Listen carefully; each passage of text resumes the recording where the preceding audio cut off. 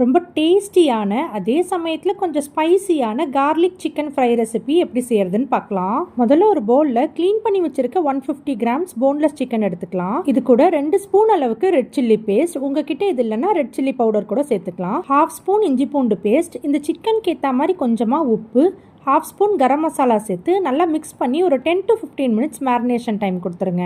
அடுத்து கடாயில் 3 ஸ்பூன் கடலெண்ணெய் சேர்த்து நல்லா சூடானதும் 2 பீஸ் பட்டை, 2 காஞ்ச மிளகா விதையில்லாமல் சேர்த்துக்கோங்க. இது கூட நம்ம மேரினேட் பண்ணி வச்சிருக்க சிக்கனை சேர்த்து மீடியம் ஃப்ளேமில் வச்சு ஒரு 5 நிமிஷம் நல்லா வதக்கி விடுங்க. சிக்கன் ஒரு 20% நல்லா வெந்ததும் இது கூட ஸ்லைஸ் பண்ணி வச்சிருக்க ஒரு பெரிய வெங்காயம், ஸ்லைஸ் பண்ணி வச்சிருக்க 1 இன்ச்சு இஞ்சி, இடிச்சு வச்சிருக்க 15 பல்லு பூண்டு, கொஞ்சம் கருவேப்பிலை சேர்த்து நல்லா ஒரு 2லேருந்து 3 நிமிஷம் நல்லா வதக்கி விட்டுக்கோங்க.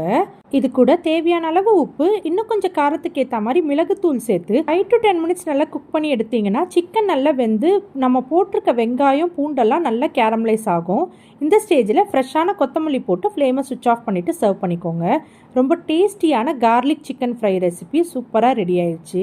இந்த ரெசிபியை செய்யறதுக்கு எனக்கு மேக்ஸிமம் ஒரு 1/2 hour தான் ஆச்சு. நீங்களும் கண்டிப்பாக ட்ரை பண்ணி பாருங்கள். நாளைக்கு வேற ஒரு ரெசிபியோட பார்க்கலாம்.